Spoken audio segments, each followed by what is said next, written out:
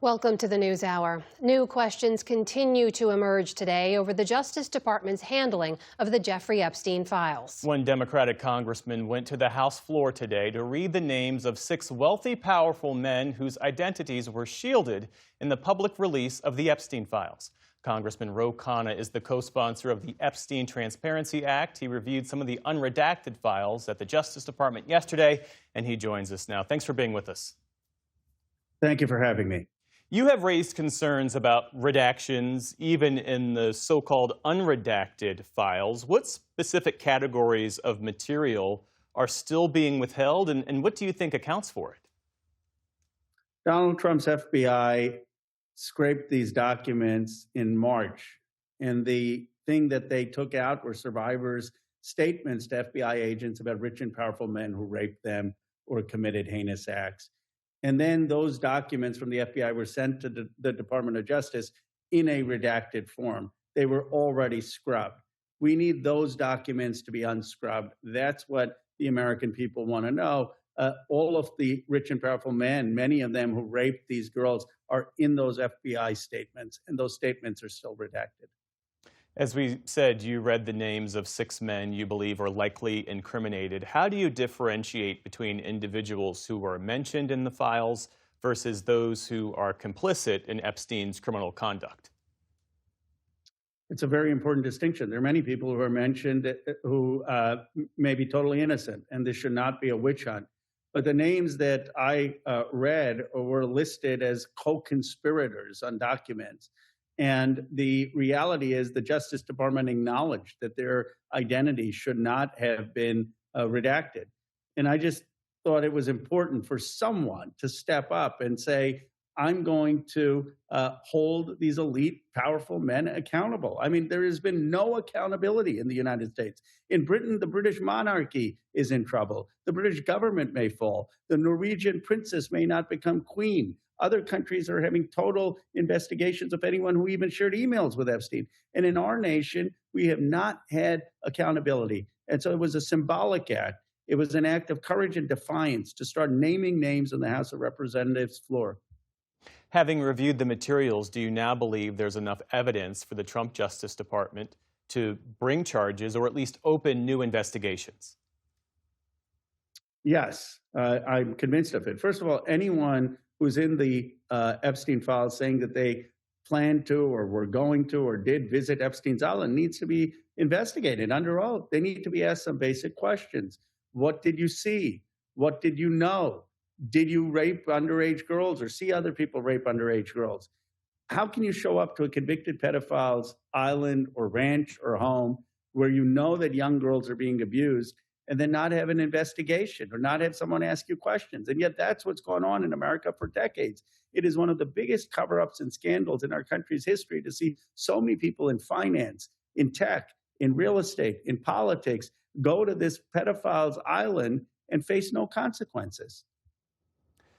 So I hear you say this isn't a question of insufficient evidence, it's a question of prosecutorial discretion. How then can you compel the Justice Department to do more? Well, I can't compel them. I can compel them to follow the law. They have not released the FBI files that the law requires. And we can go to a judge to do that. We can ask the Attorney General tomorrow in hearings. We can have the FBI director explain why those documents were scrubbed. But in terms of the prosecution, that's what the Justice Department may come to a new American president who has to do the investigations and the prosecutions. Congress can hold these people in front of a committee and ask them under oath to testify about what happened. But this is not just a Trump thing. These women were raped or abused for decades, and our country turned a blind eye. And our country turned a blind eye because rich and powerful people were involved. And some of these people have never had to ask questions. Some of them are still in the high echelons of our society. I mean, you look at Howard Lutnick, who is the Secretary of Commerce, and it's evident now that he lied. He admitted to lying. And he is allegedly, in all the files, having business relationships with Epstein after he's a convicted pedophile. And he's going to the island after Epstein's a convicted pedophile. How is that person still in our government? So how should accountability, what accountability for Howard Lutnick should follow in your view? There should be a bipartisan call for him to resign. I'm not out there defending Keir Starmer. I know Keir Starmer. His ideology is similar to mine and the left or Mendelsohn. But I'm for accountability, whether it's left or right.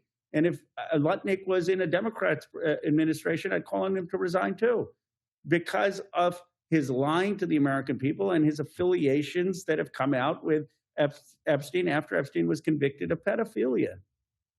Are there structural or procedural changes beyond releasing the files themselves that Congress should consider to prevent similar withholding in future investigations?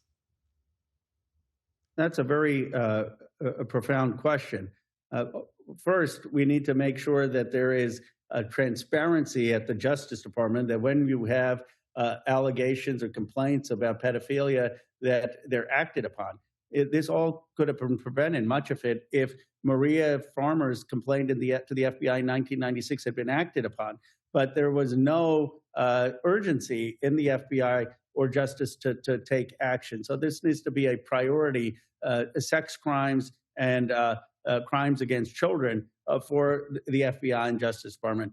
Second, there needs to be clarity in America that we don't protect the rich and powerful to be above the law. And that's why we need accountability now, because we just kind of move on, as the president says, then the message to rich and powerful people is you can get away with it. And the message to every other American is that there are two tiers of justice. And if you're a working class girl seeing that, you're going to be scared about coming forward. Congressman Ro Khanna, a Democrat from California, thanks for your time this evening. Thank you.